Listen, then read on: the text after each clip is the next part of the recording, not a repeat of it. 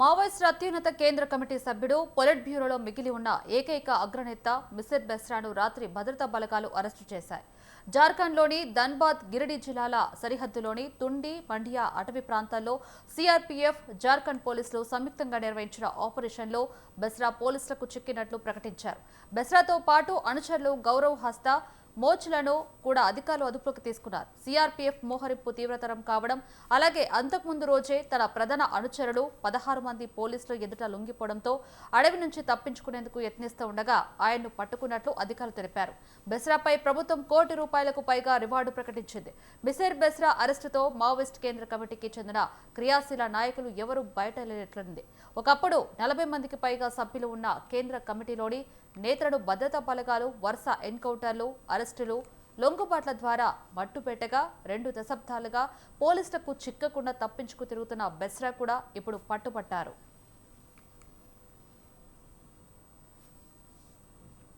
ఇదే అంశానికి సంబంధించి మరిన్ని అప్డేట్స్ ఫోన్ ఇన్ ద్వారా మనకి ఇన్పుట్ ఎడిటర్ రాజమౌళి అందిస్తారు. రాజమౌళి, చెప్పండి. లావణ్య, మొత్తం మీద మావోయిస్టు అగ్రనేతలు ఇప్పటికే నీలరాలిపోయిన నేపథ్యంలో ఇటు తెలంగాణ, మహారాష్ట్ర, మధ్యప్రదేశ్, కర్ణాటక, కేరళ, తమిళనాడు, ఒరిస్సా, బెంగాల్ ఇలాంటి రాష్ట్రాలలో మావోయిస్టు క్యాడర్ ఉన్నటువంటి ఉనికి ఉన్నట్టు కోల్పోయిన విషయం తెలిసిందే. ఇప్పటికే కేంద్ర బలగాలు కావచ్చు, కేంద్రం కావచ్చు, మొత్తం మీద ఆపరేషన్ కంగారు పేరుతో అనేక మంది నక్సలైట్లను పెట్టుకున్న నేపథ్యంలోనే కాల్ చంపిన అవుతుంది. చాలా వరకు కూడా కేంద్ర కమిటీ సభ్యులు కావచ్చు, భారీ బలగాల మధ్య రాష్ట్ర సమితి కావచ్చు, వీళ్ళందరూ కూడా లొంగిపోయిన నేతలు. ఇక ఏదైతే కేంద్ర కమిటీ సభ్యుడు పొలిట్ బ్యూరో మిగిలి ఉన్న ఏకైక అగ్రనేత మిసిర్ బెస్రాను కూడా గత రాత్రి బలగాలు అరెస్ట్ చేసినట్లయితే జార్ఖండ్ లోని బంధన్ డిగ్రీల జిల్లా సరిహద్దులో తుండి అండ్ మడియా అటవీ ప్రాంతాల్లో సీఆర్పీఎఫ్, జార్ఖండ్ పోలీసులు సంయుక్తంగా నిర్వహించిన ఆపరేషన్ లో బిలియన్ పోలీసులు ప్రకటించారు.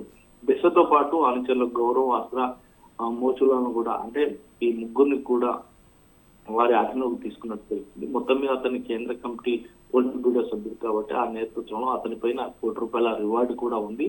మొత్తం మీద సీఆర్పీఎఫ్ మోహరించిన తీవ్రత కావడం, అలాగే అంతకు ముందు కూడా అదే తన ప్రధాన అనుచరుడు 16 మంది పోలీసులు లొంగిపోవడంతో మొత్తం మీద ఆ అడవి నుంచి తప్పించుకునేందుకు ప్రయత్నిస్తుండగా పట్టుకున్నట్లు కూడా అధికారులు తెలిపినారు. బెస్రాపై ప్రభుత్వం ₹1 కోటి రివార్డు ఉందనే నేపథ్యంలోనే బెస్రా చాలా వరకు కూడా కేంద్ర కమిటీ సభ్యుడిగా ఉన్న నేపథ్యంలో కేంద్రంలో పొలిట్ బ్యూరో సభ్యులుగా ఉన్న నేపథ్యంలో మొత్తం మీద ఒక్కసారిగా ఇటు ఛత్తీస్గఢ్ కావచ్చు, అటు మహారాష్ట్ర, మధ్యప్రదేశ్ ఇలాగే చాలా వరకు కూడా కేంద్ర నాయకులతో పాటు పనిచేసిన నేపథ్యం ఉంది.